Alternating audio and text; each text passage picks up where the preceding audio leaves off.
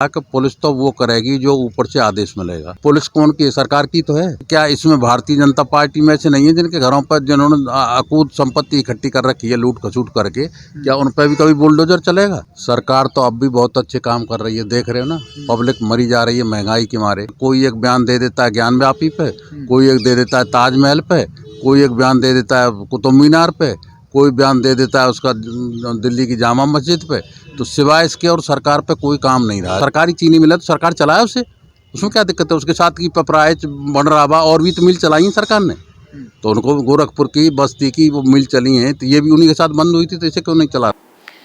पूर्व मंत्री ठाकुर तेजपाल सिंह ने भाजपा सरकार को लेकर तीखी प्रतिक्रिया दी है। ठाकुर तेजपाल सिंह ने कहा है कि भाजपा सरकार 2022 के विधानसभा चुनावों में गड़बड़ी से जीती है। इस दौरान उन्होंने बातचीत में भाजपा सरकार की नीतियों और कानून व्यवस्था पर सवाल खड़े किए हैं। गत विधानसभा चुनाव में छाता विधानसभा सीट से रालोद गठबंधन प्रत्याशी के रूप में चुनाव लड़े ठाकुर तेजपाल सिंह अपनी हार को लेकर क्या कुछ कहते हैं और अपने प्रतिनिधि के लिए क्या बोले, वह भी सुनिए।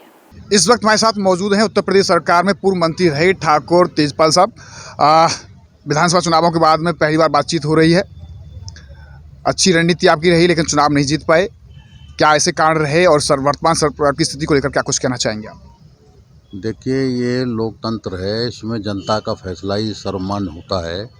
अब कारण क्या रहे हों क्या नहीं रहे हों, वो जनता ने जो फैसला किया है उस फैसले को हम सर्वमान्य करते हैं, उसको स्वीकार करते हैं।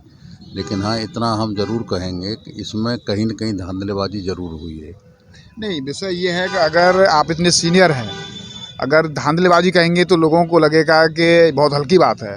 भाई उत्तर प्रदेश में इतनी सीटें उन्होंने जीती हैं, तो धांधलेबाजी किस स्तर से आप मान रहे हैं इसको? आप धांधलेबाजी इसी स्तर से मान रहे हैं कि जिस तरह से जो है, जहाँ आप मुझे मोटी सी बात बता दीजिए कि आज भी जो गांव के गांव ये कहते हैं साहब वोट हमने फला जगह दी है और वोट वहाँ है नहीं। आप मुझे बता दीजिए, मुसलमानों के गांव है हमारे यहाँ, आप क्या सोचते हैं मुसलमान बीजेपी को वोट देगा? दे भी देगा 1-2% मान लो हम दे दें, कहीं दे देगा, लेकिन आधे और आधे से ज़्यादा मुसलमान वोटों को हम दे देंगे। अच्छा, ऐसा हुआ है। तो इसीलिए ये है कि कहीं न कहीं इसमें धांधलेबाजी ज़रूर है। और ऐसे गांव जो श्योर 100% ये था कि साहब वोट हमारी है और वहाँ जाके हम हार के आ रहे हैं। तो अब ये इसी से ये है कि इसे अनुमान लगा रही, पब्लिक ही अनुमान लगा रही है। हम क्या कह रहे हैं साहब, पब्लिक अपने आप ही चिल्ला रही है साहब हमारी वोट कहाँ गई, हमारे साथ घपला हो गया, हमारी वोट कहाँ चली गई। बात ये है, मैं अपने घपला नहीं कह रहा, पब्लिक चिल्ला रही है। नहीं, सरकार का तो ये सरकार ने काम किए हैं, उसका कहना है कि भाजपा का कि गरीबों को राशन दिया है, उसका परिणाम उनके लिए बहुत अच्छा रहा है। सरकार तो अब भी बहुत अच्छे काम कर रही है, देख रहे हो ना।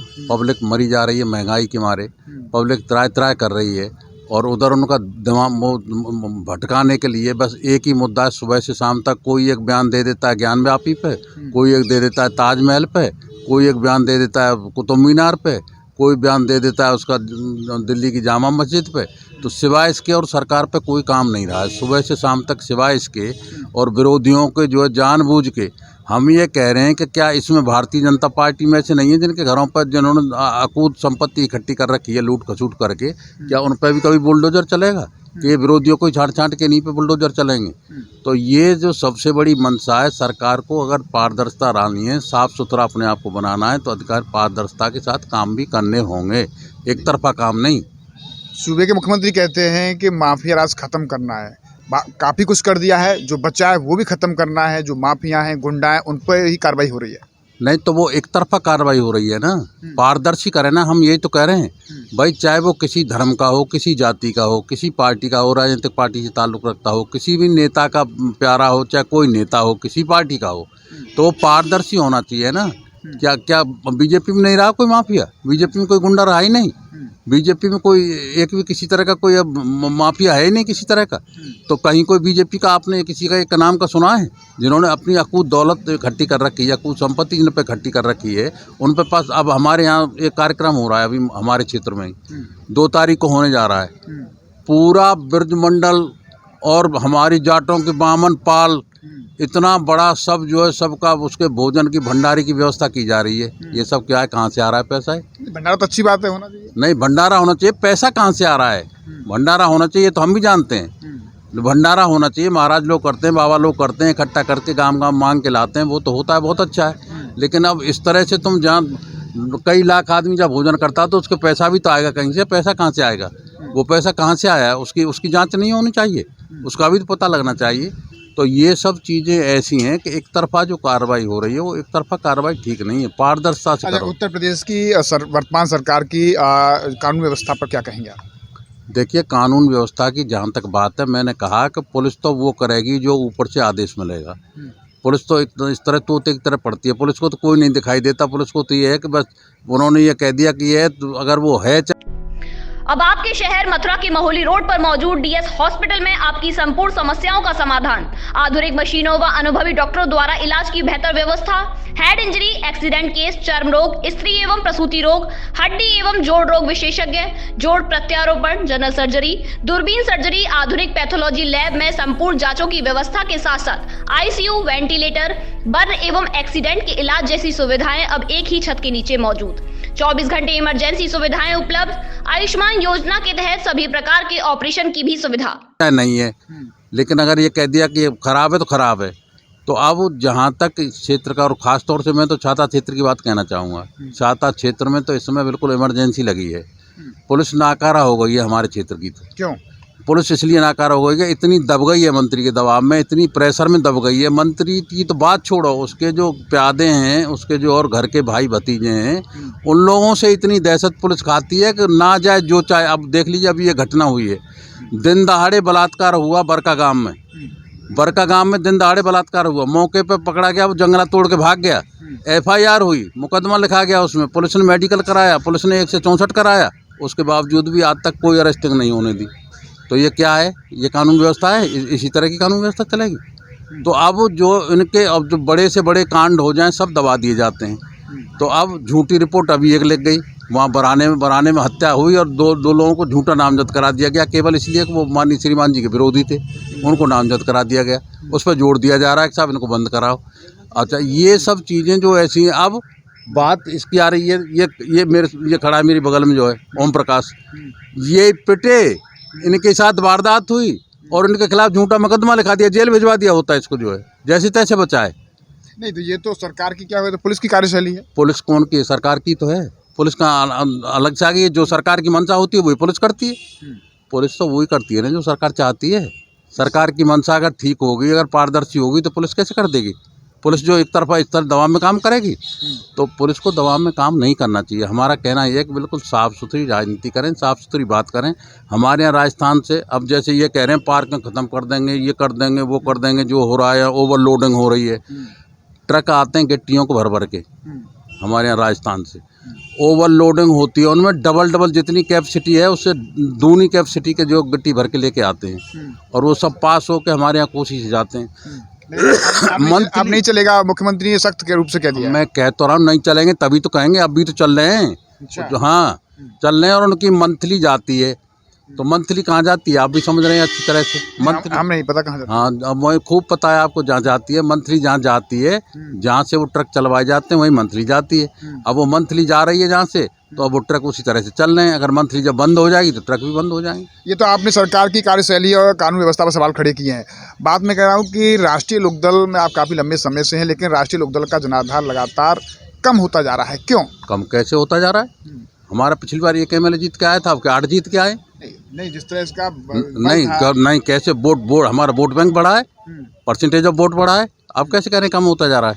लेकिन जिस तरीके से नहीं, पिछली बार हम नहीं थे। अब राजस्थान में भी राजस्थान में मंत्री है एक हमारा, जो सरकार में कोई भागीदारी तो नहीं हो पा रही है। नहीं, सरकार में भागीदारी है राजस्थान में, यूपी में तो नहीं है। यूपी में जब सरकार ही नहीं बनी तो भागीदारी कहाँ से होगी? जिस सरकार के साथ समझौता करके जिस पार्टी के साथ लड़े थे, अगर उसकी पार्टी की सरकार बनती तो भागीदारी होती। 35-40 सीटों पर लड़े, लेकिन उसके बावजूद भी बहुत ज़्यादा अच्छी परफॉर्मेंस नहीं। हम कह रहे हैं, हम 8 सीटें आई हैं। पहले आपने कहा ना, पहले की अपेक्षा तो बढ़े हैं हम, कम थोड़े ही हुए हैं। पहले की अपेक्षा और ज़्यादा ही, और आगे और ज़्यादा बढ़ेंगे, उसमें कोई बात थोड़ी। 24 में क्या उम्मीद लग रही है? अब 24 में देखिए आगे क्या रास्ता निकलता है, कौन सी पार्टी मिलकर किस तरह से चुनाव लड़ेंगी, वो तो समय ही बताएगा। अभी से उसके बारे में क्या कहा जा सकता है, कौन कैसे होंगे, कैसे गठबंधन होंगे, कैसे समझौते होंगे, कैसे चुनाव लड़ेंगी पार्टी। छाता की शुगर मिल को लेकर क्या कहेंगे? बाबा ने भी ऐलान किया है। देखिए, अब सबसे बड़ी महत्वपूर्ण बात यह है, छाता शुगर मिल की आज की जो हमारे स्थानीय मंत्री जो श्रीमान जी छाता से हैं, पब्लिक 5 साल से चिल्लाती रही अब उनको उसका मालिक बना दिया है। अब उन्हें देखते हैं वो कैसे मिल को चलवाते हैं, लेकिन उनकी नीयत में मुझे खोट लग रहा है। खोट इसलिए लग रहा है कि उन्होंने गन्ना मिल का और चीनी मिल का मंत्री बनने के तुरंत बाद ही उन्होंने एक बात कही थी, और उन्होंने ये बयान दे दिया कि ट्रिपल पी मॉडल पे इस मिल को चलाएंगे। क्यों चलाएंगे भाई ट्रिपल पी मॉडल पे? ट्रिपल पी मॉडल पे तो अखिलेश ही चला रहे थे पहले उसको। अच्छा। हाँ, तो उस समय तो कुछ चलने नहीं दी साहब, हम तो उसमें प्राइवेट में तो नहीं चलाने देंगे। अब प्राइवेट में क्यों चलाने की बात करें? जब तुम सरकार में हो, उस विभाग के मंत्री हो, तो सरकार से चलवाओ ना उसे। सरकार से चलवाओ तभी तो किसानों का भला होगा। प्राइवेट चलाने में क्या भला होगा? पीपीपी मॉडल पे क्यों चलाना चाहते हो उसको?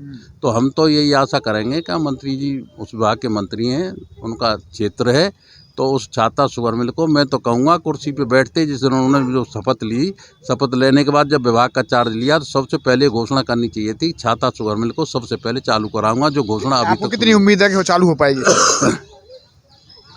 मुझे तो सरकार बिल्कुल उम्मीद नहीं है। सरकार तो करेगी नहीं, पीपी मॉडल भले चालू करा दें, किसी को पकड़ लाएंगे, किसी को दे देंगे प्राइवेट ठेके पे, पट्टे पे दे देंगे, तू चला ले। तो ऐसे तो चलाने से कोई फायदा है नहीं। सरकार क्यों नहीं चलाना? जब सरकारी चीनी मिला तो सरकार चलाए उसे, उसमें क्या दिक्कत है? उसके साथ की पपराइच, बनरावा और भी तो मिल चलाई हैं सरकार ने। तो उनको गोरखपुर की, बस्ती की वो मिल चली हैं, तो ये भी उन्हीं के साथ बंद हुई थी, तो इसे क्यों नहीं चला रहे? आपको उम्मीद नहीं है? नहीं, पीपी मॉडल से चलाने की हम बात नहीं कर रहे, सरकार से चलाने की मुझे उम्मीद नहीं है। अच्छा। लेकिन ये मंत्री जी को ये सबसे पहले घोषणा कर देनी चाहिए थी कि भाई जब मंत्री बने और उनको ये विभाग मिला तो उनको सबसे पहले ये कहना चाहिए था कि भाई हम इसको सबसे पहले सरकारी उस पर चालू कराएंगे, तो चालू करा देनी चाहिए थी। ये घोषणा सबसे पहले करनी चाहिए थी, लेकिन अभी तक उनकी मंशा ठीक नहीं है। तो अब कैसे कहें कम चलेंगे? हमें तो विश्वास है नहीं कि मिल चलाएंगे।